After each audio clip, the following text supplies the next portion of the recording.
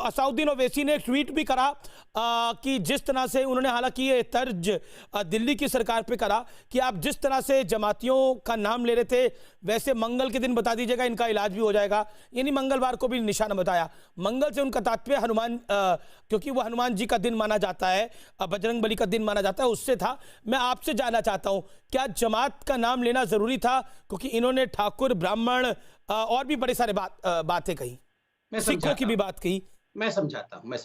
देखिए अमीश भाई, पहली बात तो है जमात इज नॉट इक्वल टू मुस्लिम, मैं हर डिबेट में कहता हूं। दूसरी बात है, अगर 2000 केस है उसमें 1000 केस जमात के कारण है और 1000 केस अन्य कारणों से है, तो उन 1000 में कौन मुस्लिम है कौन हिंदू है, इस पर कभी भी कोई तर्क नहीं हुआ, ना तो आंकड़े दिए गए। जमात का नाम क्यों लिया गया?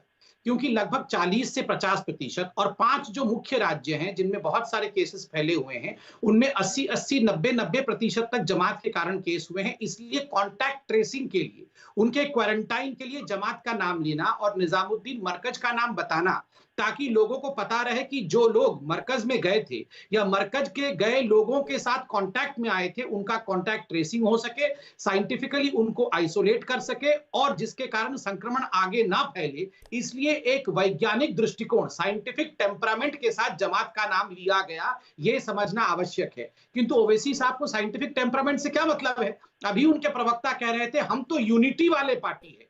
बताइए, 100 करोड़ वर्सेस 15 करोड़, कितनी यूनिटी? 15 मिनट पुलिस हटा दीजिए, फिर हिंदुओं का क्या होता है? कितनी यूनिटी? आप बताइए कितनी unity? Sambit, let Aseem Waqar respond. Sambit, let Aseem Waqar respond. Aseem Waqar respond to Sambit Patra. जवाब देखिए, भारतीय जनता पार्टी के एक मेन लीडर जनाब राकेश सिन्हा साहब ने मुझ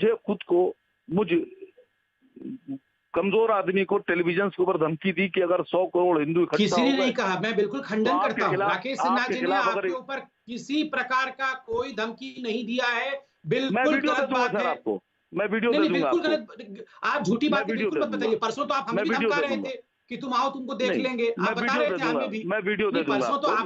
परसों तो अमीश जी आप ही के डिबेट में मैं बैठा था ना, फ्राइडे शुक्रवार के दिन, तो ये एकदम धमकी दे रहे थे। सर मैं बीच में बोलूं कि बताओ कहां पे घुस के आना है, हम तो छोड़ेंगे नहीं।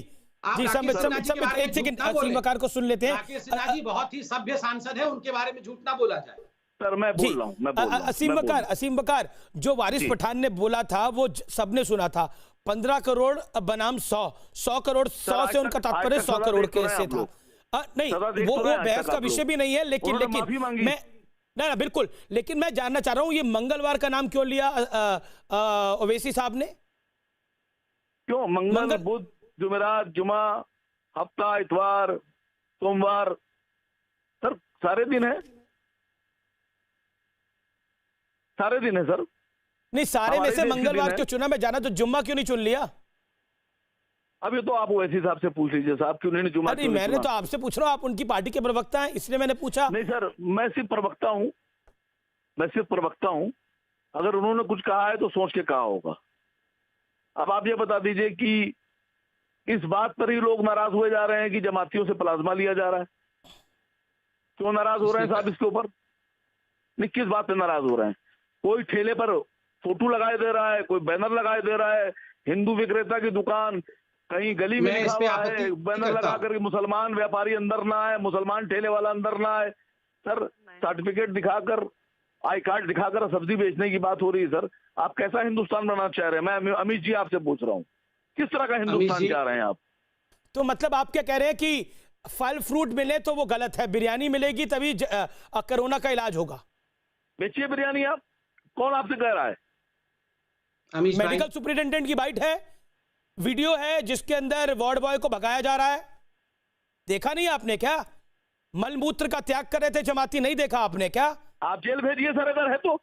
मैं कब पैरवी कर रहा हूं ऐसे लोगों की? आप तो इसी की पैरवी कर रहे हैं कि जमातियों का नाम अलग से कैसे ले दिया? नहीं, ऐसा नहीं है सर। नहीं, मैंने आपसे कहा कि सबका नाम अलग अलग लीजिए। ठीक है, सबका नाम अलग अलग लीजिए। एक सेकंड, मैं आपसे असीम वकार, मैं आपसे निवेदन करूंगा आप अपना ऑडियो दुरुस्त करिए, क्योंकि ऑडियो में थोड़ी दिक्कत आ रही है, रुक के ऑडियो आ रहा है, इसलिए मेरा निवेदन है आपसे। संबित 30 सेकंड में आप रिस्पॉन्ड करिए, फिर मैं डिबेट को ओपन करो, बाकी काफी सारे पैनलिस्ट हैं। देखिए, उस विषय को मैं छू नहीं रहा था, अभी असीम वकार जी ने उसका जिक्र किया है, इस पे बोलना बहुत अनिवार्य है। मुझे 20 सेकंड आप दीजिए। मुझे बड़ा तकलीफ है अगर कोई ठेले वाला अपने ठेले के ऊपर एक भगवा झंडा लगा लेता है, कोई गाड़ी वाला अपने गाड़ी के आगे भगवा झंडा लगाता है, कोई किसी ने अपने फल का दुकान, हिंदू फल का दुकान रख लिया, तो आप उसको जेल भेज देंगे? किस बिना पे, किस गुनाह के लिए आप उसको जेल भेज रहे हैं? आप बताइए, घरों के ऊपर हरे झंडे नहीं लगे हुए हैं? आप बताइए, हलाल मीट के शॉप नहीं चल रहे हैं? आप बताइए, अरमान मुसलमान का ढाबा नहीं चल रहा है? आप बताइए, सिकंजी के दुकान के नाम के सामने जैन सिकंजी दुकान नहीं चलता है? सरदार दी हट्टी नहीं चलती है? क्या गुनाह किया है हिंदुओं ने? इस देश में हिंदू जन्म होना कोई गुनाह नहीं है, और भगवा झंडा इस देश का आन बान और शान है, और आन बान और शान को अपने घरों पे, अपने गाड़ियों पे, इतिहास को अपने ठेलों पे फहराना कोई गलत नहीं है। हाँ, अगर कोई कहता है कि मैं केवल हिंदुओं को बेचूंगा, अपना सामान मुसलमानों को नहीं बेचूंगा, वो गलत है। किंतु केवल और केवल एक भगवा झंडा लहराने के लिए जिस प्रकार ओवैसी साहब के पार्टी के लोगों ने कल हैदराबाद में एफआईआर दर्ज करवाया, कंप्लेन किया है, ये दिखाता है ये इनके एकता के असली चेहरे Sambit, you got 40 seconds. Let